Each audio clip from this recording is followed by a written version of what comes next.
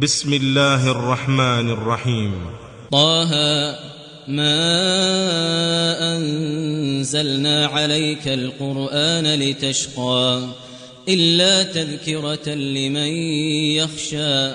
تنزيلا ممن خلق الأرض والسماوات العلى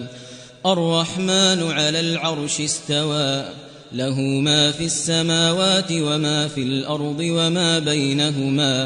وما بينهما وما تحت الثرى وإن تجهر بالقول فإنه يعلم السر وأخفى الله لا إله إلا هو له الأسماء الحسنى. وهل أتاك حديث موسى إذ رأى نارا فقال لأهلهم كثوا إني آنست نارا لعلي آتيكم منها بقبس أو أجد على النار هدى فلما أتاها نودي يا موسى إني أنا ربك فاخلع نعليك إنك بالوادي المقدس طوى وأنا اخترتك فاستمع لما يوحى إنني أنا الله لا إله إلا أنا فاعبدني وأقم الصلاة لذكري إن الساعة آتية أكاد أخفيها لتجزى كل نفس بما تسعى فلا يصدنك عنها من لا يؤمن بها واتبع هواه فتردى وما تلك بيمينك يا موسى قال هي عصاي أتوكأ عليها وأهش بها على غنمي ولي فيها مآرب أخرى قال ألقها يا موسى فألقاها فإذا هي حية تسعى قال خذها ولا تخف سنعيدها سيرتها الأولى واضمم يدك إلى جناحك تخرج بيضاء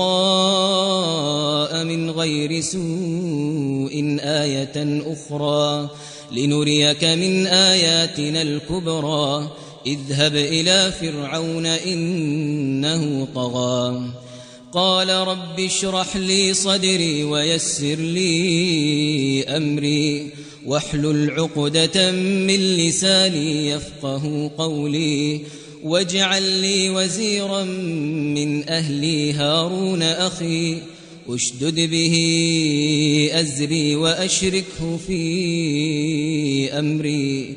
كي نسبحك كثيرا ونذكرك كثيرا إنك كنت بنا بصيرا قال قد أوتيت سؤلك يا موسى ولقد مننا عليك مرة أخرى إذ أوحينا إلى أمك ما يوحى أن اقذفيه في التابوت فاقذفيه في اليم فليلقه اليم بالساحل يأخذه عدو لي وعدو له وألقيت عليك محبة مني ولتصنع على عيني إذ تمشي أختك فتقول هل أدلكم على من يكفله فرجعناك إلى أمك كي تقر عينها ولا تحزن وقتلت نفسا فنجيناك من الغم وفتناك فتونا فلبثت سنين في أهل مدين ثم جئت على قدري يا موسى واصطنعتك لنفسي اذهب أنت وأخوك بآياتي ولا تنيا في ذكري اذهبا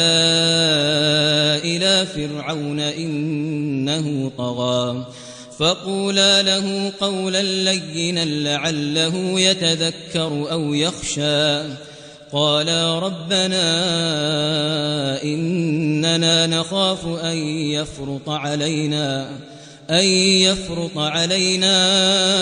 أو أن يطغى قال لا تخافا إنني معكما أسمع وأرى فأتياه فقولا إنا رسولا ربك فأرسل معنا بني إسرائيل ولا تعذبهم قد جئناك بآية من ربك والسلام على من اتبع الهدى إنا قد أوحي إلينا أن العذاب على من كذب وتولى إنا قد أوحي إلينا أن العذاب على من كذب وتولى قال فمن ربكما يا موسى قال ربنا الذي أعطى كل شيء خلقه ثم هدى قال فما بال القرون الأولى قال علمها عند ربي في كتاب لا يضل ربي ولا ينسى الذي جعل لكم الأرض مهدا وسلك لكم فيها سبلا وأنزل من السماء ماء فأخرجنا به أزواجا من نبات شتى كلوا وارعوا أنعامكم إن في ذلك لآيات لأولي النهى منها خلقناكم وفيها نعيدكم ومنها نخرجكم تارة أخرى ولقد أريناه آياتنا كلها فكذب وأبى قال أجئتنا لتخرجنا من أرضنا بسحرك يا موسى فلنأتينك بسحر مثله فاجعل بيننا وبينك موعدا لا نخلفه نحن ولا أنت مكانا سوى قال موعدكم يوم الزينة وأن يحشر الناس ضحى فتولى فرعون فجمع كيده ثم أتى قال لهم موسى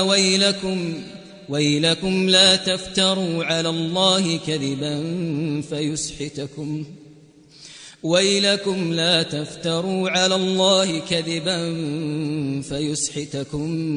بعذاب وقد خاب من افتراه فتنازعوا أمرهم بينهم وأسروا النجوى قالوا إن هذان لساحران يريدان أن يخرجاكم من أرضكم بسحرهما ويذهبا بطريقتكم المثلى فأجمعوا كيدكم ثم أتوا صفا وقد أفلح اليوم من استعلى قالوا يا موسى إما أن تلقي وإما أن نكون أول من ألقى قال بل ألقوا فإذا حبالهم وعصيهم يخيل إليه من سحرهم أنها تسعى فأوجس في نفسه خيفة موسى قلنا لا تخف إنك أنت الأعلى وألق ما في يمينك تلقف ما صنعوا إنما صنعوا كيد ساحر ولا يفلح الساحر حيث أتى فألقي السحرة سجدا قالوا آمنا برب هارون وموسى قال آمنتم له قبل أن آذن لكم إنه لكبيركم الذي علمكم السحر فلأقطعن أيديكم وأرجلكم من خلاف ولأصلبنكم في جذوع النخل ولتعلمن أينا أشد عذابا وأبقى قالوا لن نؤثرك على ما جاءنا من البينات والذي فطرنا فاقض ما أنت قاض إنما تقضي هذه الحياة الدنيا إنا آمنا بربنا ليغفر لنا خطايانا وما أكرهتنا عليه من السحر والله خير وأبقى إنه من يأت ربه مجرما فإن له جهنم لا يموت فيها ولا يحيا إنه من يأت ربه مجرما فإن له جهنم لا يموت فيها ولا يحيا ومن يأته مؤمنا قد عمل الصالحات فأولئك لهم الدرجات العلا جنات عدن تجري من تحتها الأنهار خالدين فيها وذلك جزاء من تزكى ولقد أوحينا إلى موسى أن أسر بعبادي فاضرب لهم طريقا في البحر يبسا لا تخاف دركا ولا تخشى فأتبعهم فرعون بجنوده فغشيهم من اليم ما غشيهم وأضل فرعون قومه وما هدى يا بني إسرائيل قد أنجيناكم من عدوكم وواعدناكم جانب الطور الأيمن ونزلنا عليكم المن والسلوى كلوا من طيبات ما رزقناكم ولا تطغوا فيه فيحل عليكم غضبي ومن يحلل عليه غضبي فقد هوى وإني لغفار لمن تاب وآمن وعمل صالحا ثم اهتدى وما أعجلك عن قومك يا موسى قال هم أولئك على أثري وعجلت إليك رب لترضى قال فإنا قد فتنا قومك من بعدك وأضلهم السامري فرجع موسى إلى قومه غضبان أسفا قال يا قوم ألم يعدكم ربكم وعدا حسنا أفطال عليكم العهد أم أردتم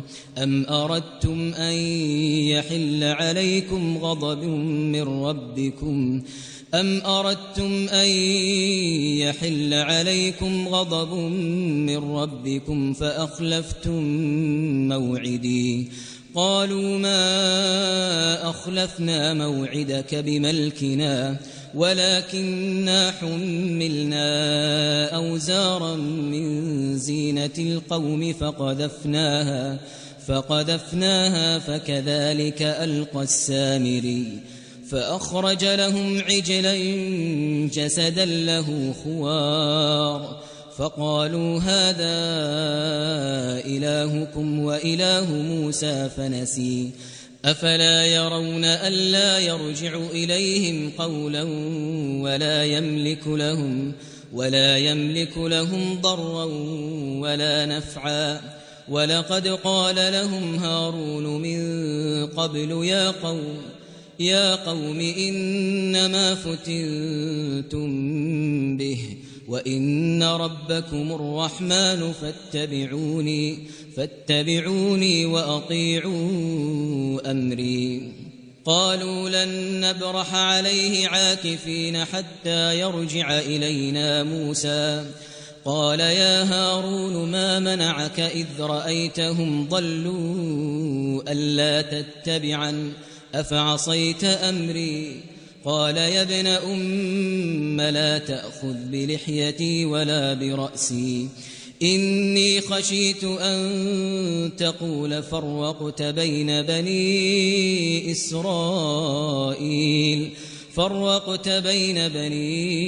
إسرائيل ولم ترقب قولي. قال فما خطبك يا سامري؟ قال بصرت بما لم يبصروا به فقبضت قبضة من أثر الرسول فنبذتها وكذلك سولت لي نفسي. قال فاذهب فإن لك في الحياة أن تقول لا مساس وإن لك موعدا لن تخلفه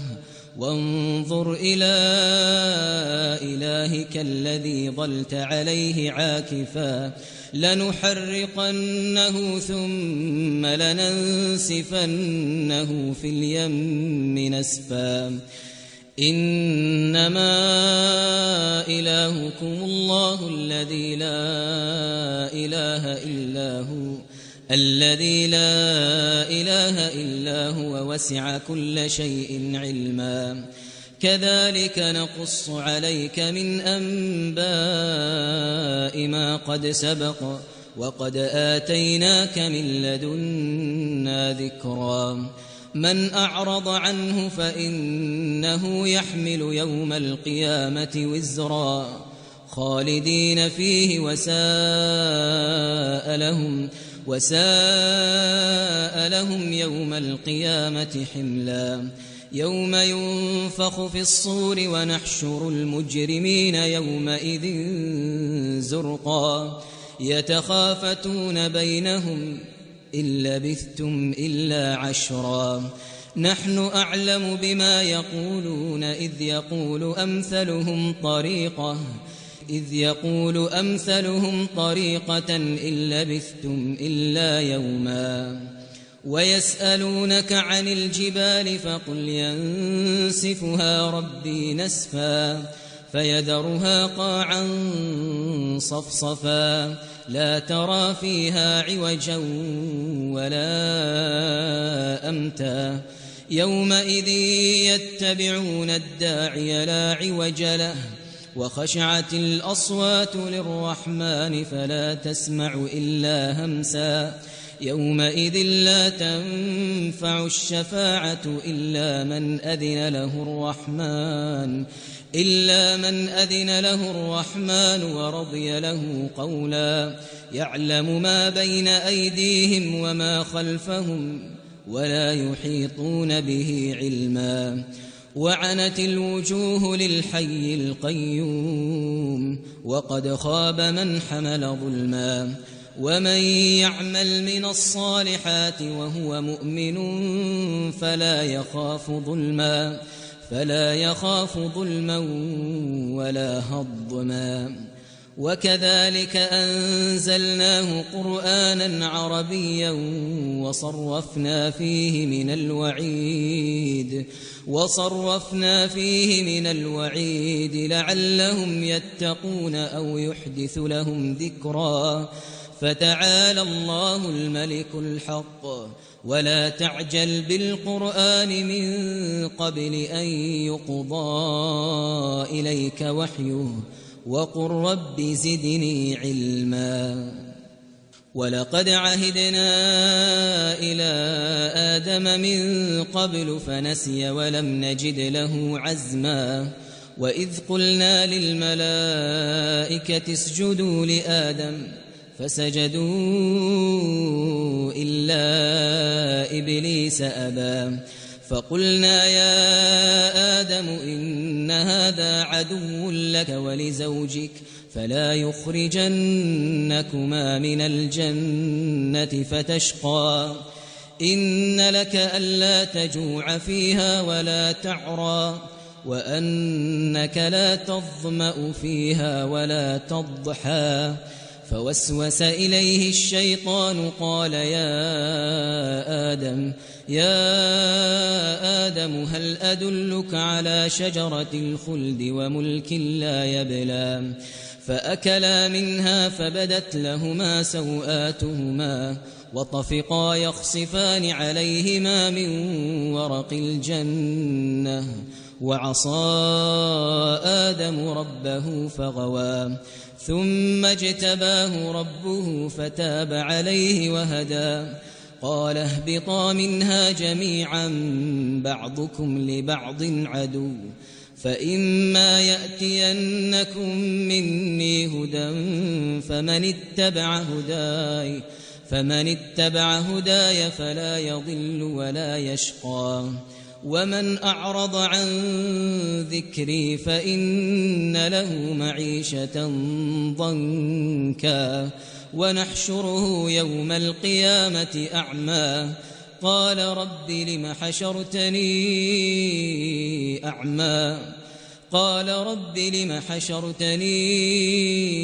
أعمى وقد كنت بصيرا قال كذلك أتتك آياتنا فنسيتها وكذلك اليوم تنسى وكذلك نجزي من أسرف ولم يؤمن بآيات ربه ولعذاب الآخرة أشد وأبقى أفلم يهد لهم كم أهلكنا قبلهم من القرون يمشون في مساكنهم إن في ذلك لآيات لأولي النهى ولولا كلمة سبقت من ربك لكان لزاما وأجل مسمى فاصبر على ما يقولون وسبح بحمد ربك قبل طلوع الشمس وقبل غروبها ومن آناء الليل فسبح وأطراف النهار لعلك ترضى ولا تمدن عينيك إلى ما متعنا به أزواجا منهم زهرة الحياة الدنيا لنفتنهم فيه ورزق ربك خير وأبقى وأمر أهلك بالصلاة واصطبر عليها لا نسألك رزقا